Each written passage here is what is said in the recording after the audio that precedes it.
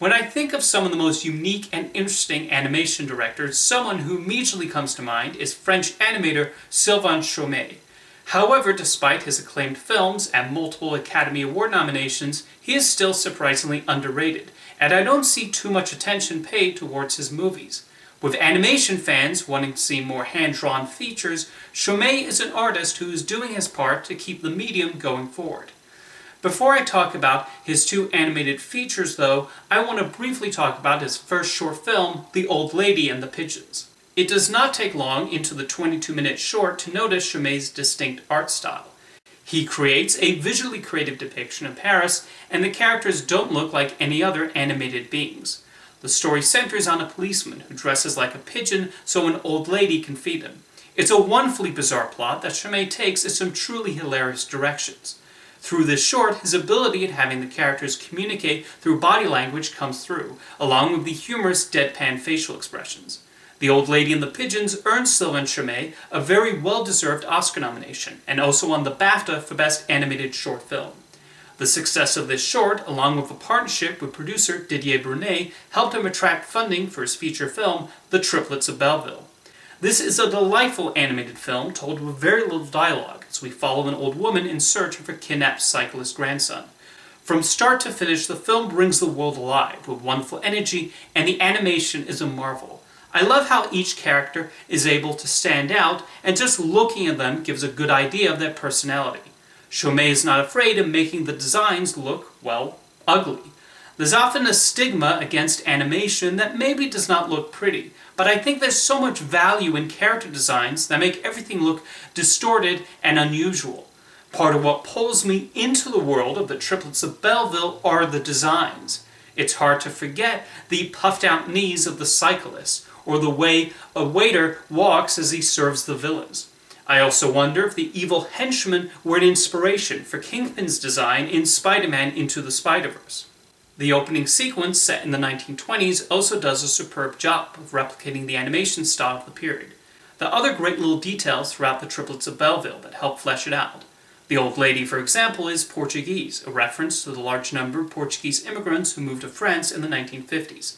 Additionally, there's a running theme about the effect of transportation on society. Not only with the bicycles that play an important role in the story, but also the train Bruno the dog is always barking at, and the little paddle boat that Madame Souza uses to cross the Atlantic. The music is fantastic too, with the main theme song, Belleville Rendezvous, being especially catchy, and it's definitely a tune that'll be stuck in your head for a while. Like many people, The Triplets of Belleville was my introduction to Sylvain Chomet, and it remains one of the most inventive animated films I've seen. When he was making the film, he wanted to include a clip from one of French comedian and filmmaker Jacques Tati's movies. He got permission from his daughter, Sophie Tachichev, who suggested Chomet make an animated film based on her father's unproduced screenplay, The Illusionist. She wanted to see the script produced, but as an animated film, as she did not think any actor could fill Tati's shoes. Before taking on that project, though, Sylvain Chomet was hired to direct The Tale of Despereaux. After developing the script and working on designs, he was fired from the film over creative differences with the producers, and so immediately set to work on The Illusionist. Even though the setting was changed from Czechoslovakia to Edinburgh, Scotland, the plot of a magician dealing with the changing times remained the same. The result is a very touching and beautiful film, with Chomet capturing the feel of Tati's work and his famous character, Monsieur Hulot.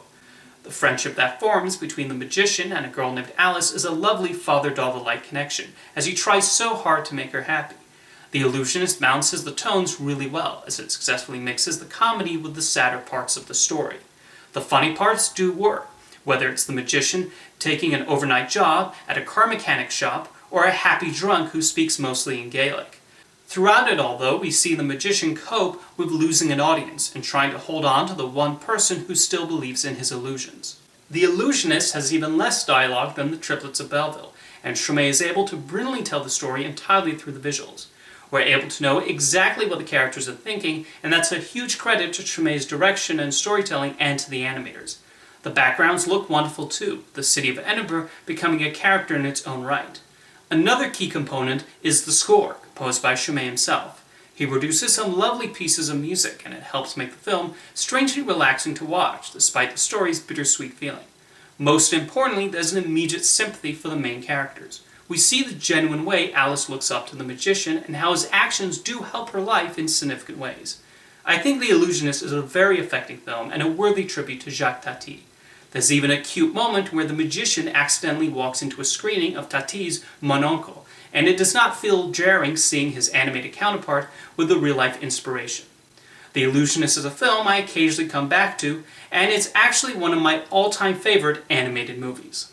Since the release of The Illusionist, Chomet has worked on a variety of different projects. He made the jump to live action with a feature film, Attila Marcel, and a short film titled Merci, Monsieur Amada. He has worked on other creators' projects too.